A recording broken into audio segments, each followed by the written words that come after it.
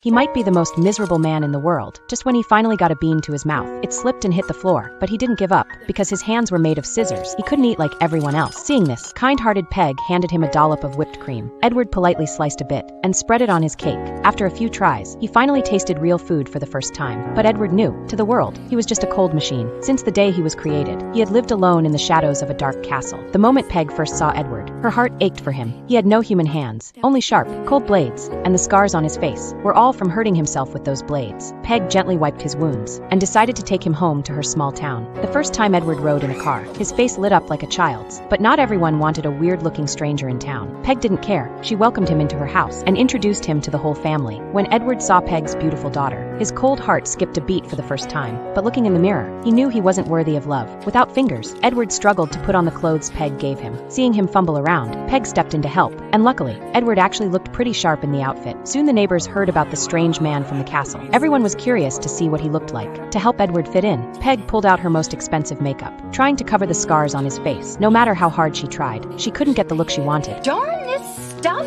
Outside, Peg's husband was trimming the hedges. He threw a party to introduce Edward as the newest member of the family. But what no one expected was for Edward to copy his trimming. Right in front of two boys, he sculpted a perfect little dinosaur from a bush. Peg's husband was thrilled. After that, Edward trimmed everyone's hedges, turning their yard into a masterpiece. When the little boy tried to clean Edward's scissors, his dad stopped him immediately. Water would rust the blades, so he sent him to the garage to grab some oil. At that moment, he finally accepted Edward as part of the family. Soon the whole town knew about Edward's gift. People lined up for fancy lawn designs. Even the dogs got stylish cuts, and Edward became the town's new favorite. But his talent didn't stop there. He started cutting hair too, from trendy layers to bold styles. Even wild Mediterranean cuts. The ladies couldn't stop praising him. But every night, Edward lay in bed, haunted by emptiness, until Peg's blonde daughter came home for summer, and Edward's frozen heart beat again. But she already had a boyfriend, and she really didn't like Edward. Her boyfriend even used Edward, got him to break into his own home to steal money, then ditched him in the vault, leaving him to face jail time. And just as Edward was about to be locked away, he finally remembered who he really was.